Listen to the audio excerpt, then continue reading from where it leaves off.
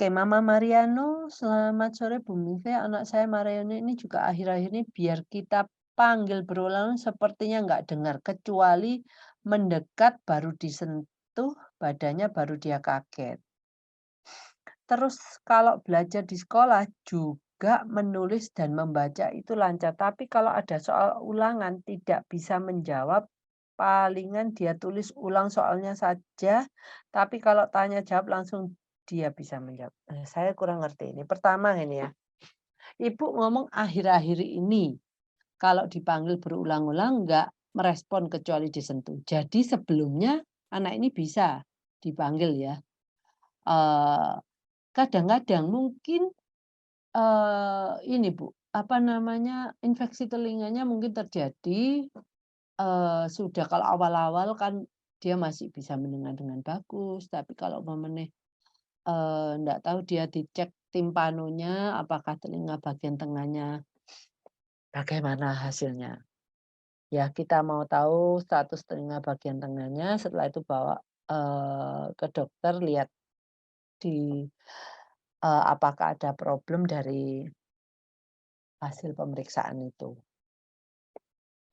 Terus kalau belajar di sekolah juga menulis dan membaca itu lancar, tapi kalau ada soal ulangan. Nah, saya kalau menulis itu kan cuma menyalin ya, tanpa harus mengerti pun bisa. Terus kalau membaca itu juga. Nah, kita taunya ngertinya yang dia baca setelah pada waktu kita tanya isi bacaan tersebut dengan pertanyaan. Nah, kalau dia bisa jawab, berarti anaknya kan mengerti apa yang tadi dia baca. Kalau anaknya cuma bisa bersuara, membaca tanpa ngerti, ya itu kemungkinan dia terus nggak ngerti. Sebenarnya dia cuma bisa membaca, memproduksi suara, dan menulis tanpa tahu artinya. Nah, itu ibu harus cek. Sekarang gini, ibu memberi perintah nggak lisan, mungkin ya, tulisan. Karena waktu kita memberikan dengan tulisan, "Ambil pisang goreng."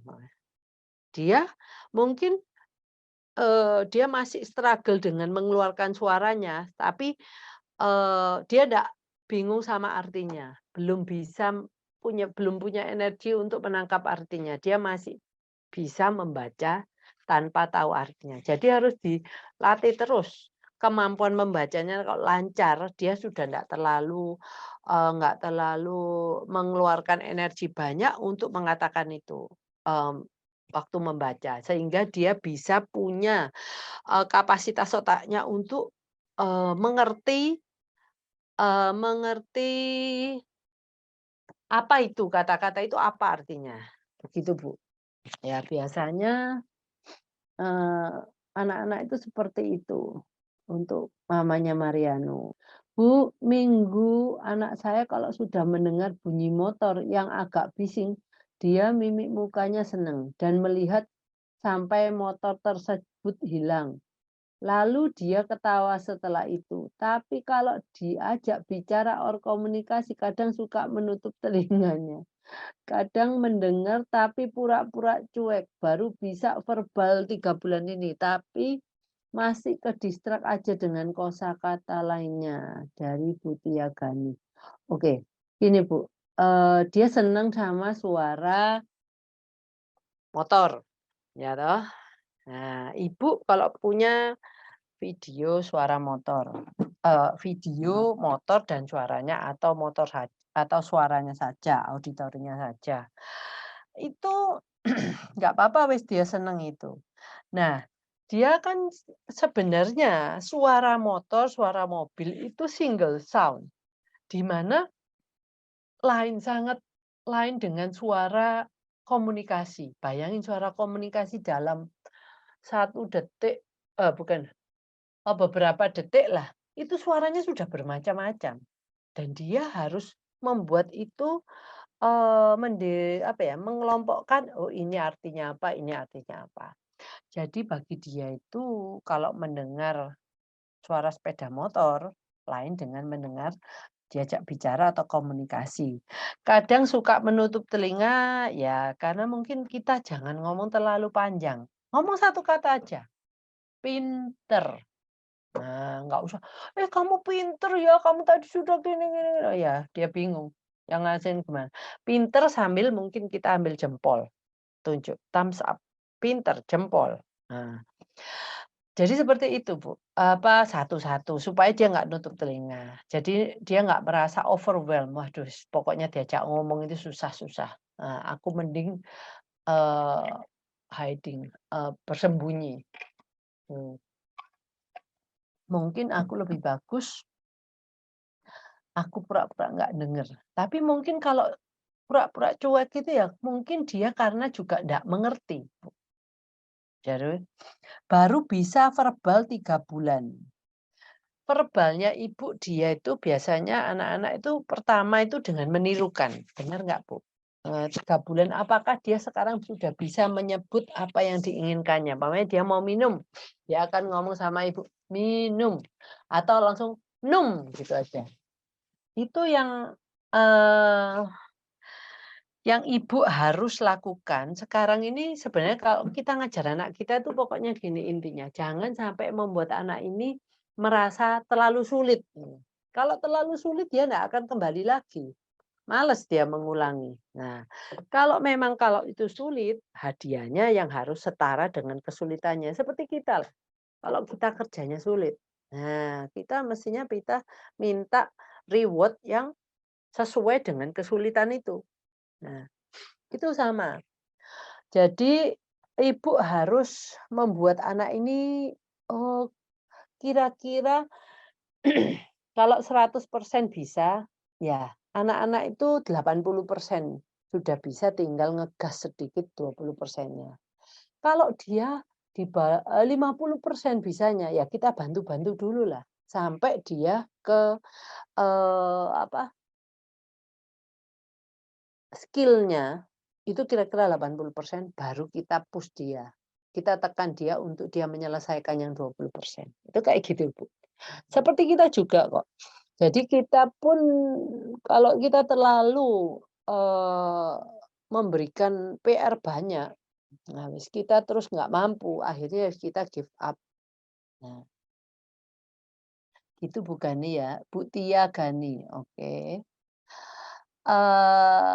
Bu Dahlia Leonara, selamat sore Bu Mingve, salam kenal ya. Hari ini saya baru pertama kali ikut Zoom. Oke, salam kenal Bu Dahlia.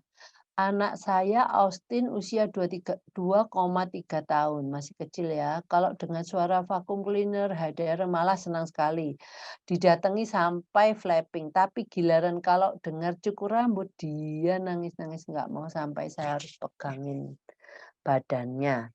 Tapi kalau saya panggilnya kok belum menoleh. Nah ini satu-satu ya Bu ya, Bu Dahlia ya. Gini Bu, saya mau ngomong pertama mengenai dia senang suara vakum. Tapi vakum cleaner dan hair dryer dia suka, tetapi kalau cukur rambut, nah cukur rambut itu mungkin bukan karena suaranya, tapi karena ini rambut yang jatuh-jatuh ini loh Bu. Ke lehernya, ke badannya itu kan gatal semua toh. Apalagi anak yang sensitif skin-nya. Bisa dibayangkan itu kayak, apa ya, eee, kayak needle needle itu jarum nyocok-nyocok gitu ya, dan membuat dia tuh tak tertahankan. Nah, jadi mungkin aja bukan soal suara cukur rambutnya, tapi karena rambutnya. Tapi juga bisa juga suara cukur rambut sama suara vakum cleaner, hair dryer itu punya frekuensi yang berbeda. Jadi kalau umpamanya yang saya tadi ngomong, kalau ibu bapak bisa melakukan tes audiogram, dia bisa tahu kira-kira yang suara mana yang dia mempunyai, kemampuan mendengar sangat sangat bagus, sangat sensitif sehingga membuat dia takut atas suara itu, gitu. Gini, tapi kalau saya panggil namanya belum menoleh.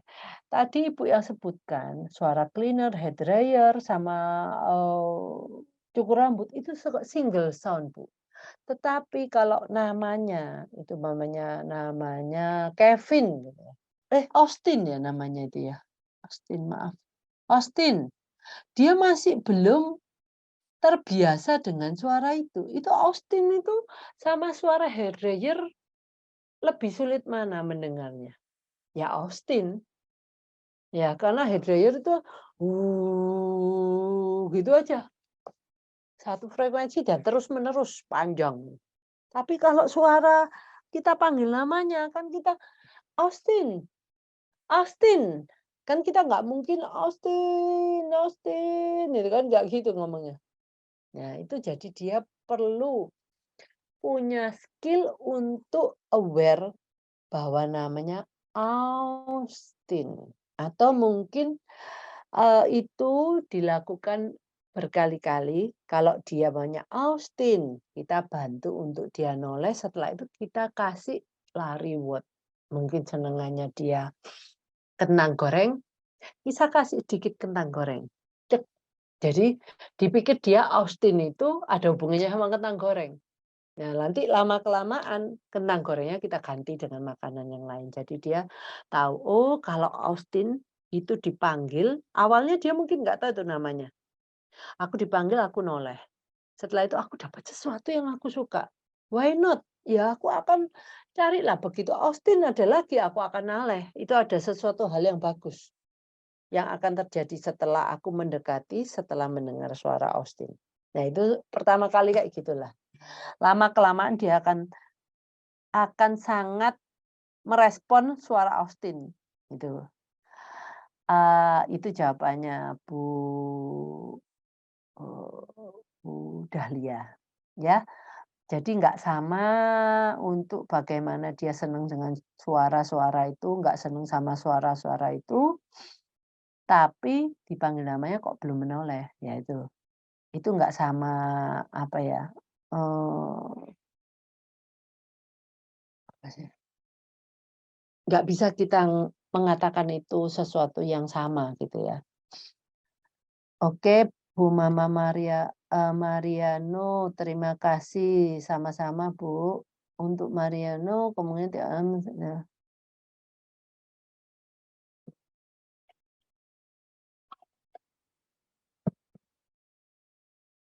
nah, terus untuk Bu Glenn Araya, terima kasih. Untuk Mama Audrey.